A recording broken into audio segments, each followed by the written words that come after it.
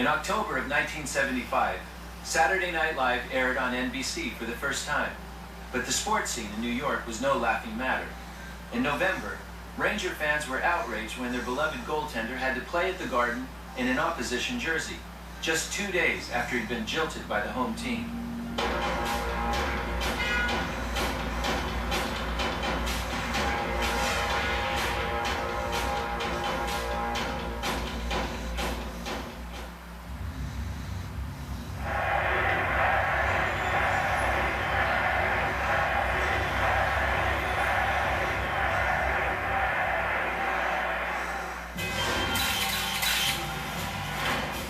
In the 1960s and 70s, professional hockey had few of the superstar trappings it enjoys today. It was a blue-collar sport played by tough, scrappy athletes, and it was personified by New York Rangers goaltender Eddie Giacomin. He was like another defenseman out there. He could handle the puck, and he was a leader all the time. Goalkeepers are probably like pitchers or quarterbacks. They're a rare breed. I mean, they're either moody, they don't want to talk to you, day of the game, stay away from me kind of thing. Eddie Giacomin was not like that. Eddie Giacomin was a likable guy. He always interacted with the fans. He would kind of wave. That was a tradition of the Rangers. If you were sitting in your usual seat, oh, hi, hi, hi, and Eddie would do that. And he identified with the people in the blue seats.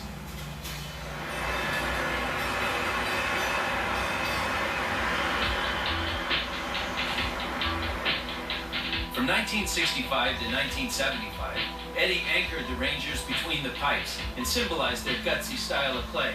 Nevertheless, a rising young talent named John Davidson was waiting for playing time. With the team in a tailspin during the 75 season, Eddie was placed on waivers. I was driving around that Halloween night in 1975, and I heard this ridiculous news that Eddie Giacomin had been lost on waivers.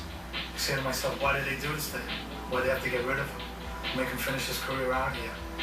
We were flying somewhere to play the game, and I walked to the back of the aircraft, and Frank Pace, our trainer, medical trainer, was back there. I said, Frank, where's Eddie? He says, I said, what?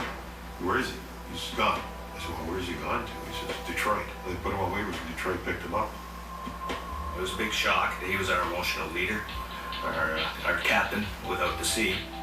So I went and sat down and go, oh, geez. I'd just been traded here during the offseason, and Eddie was the legendary goaltender here, and it looks like I'm the guy that's going to take his spot. So that was a shock. And then I looked at the schedule, and the first home game was Detroit coming in. It had only been 2 nights since he was placed on waivers, but on November 2nd, Eddie returned and headed for the visitors' locker room. He went to the visiting dressing room to get dressed in Red Wing red, which looked so stupid. It just looked like we couldn't get used to it. And he said to me, I've never been in this room before. And he'd worked there 11 years, and he'd never been in the visitors' dressing room. All of us, like we have a pregame meal, and then we talked about it. We said how strange, and probably hoping that he wasn't going to play. Sure enough, the strangest sight that a Ranger fan could imagine. Eddie Giacomin in his red jersey, wearing number 31, hits the ice. When Giacomin came out, a lot of questions were answered. The main question was, what were the Ranger fans going to do?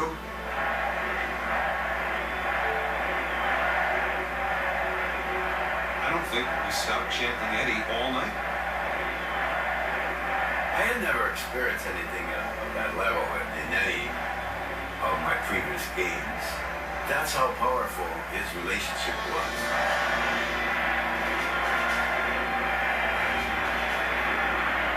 We kind of looked at each other and said, wow, we didn't realize that we loved him that much.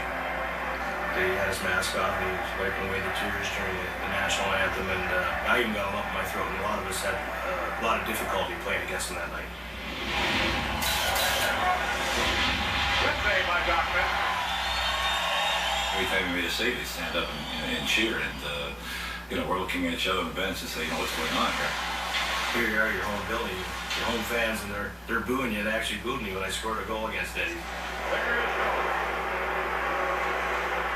Next shift, I apologized to him. He said, don't worry about it. It's just your job.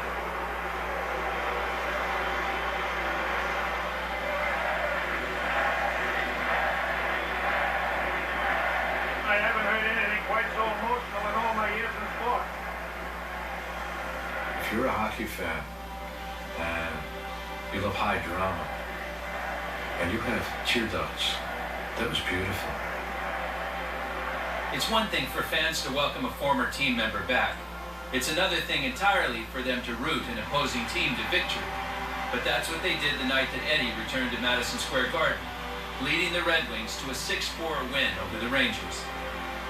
So many things have happened on that stage, but I think the uniqueness of this particular moment, the fact that he's coming back with another team and having 17,500 people root for him, probably never see that again.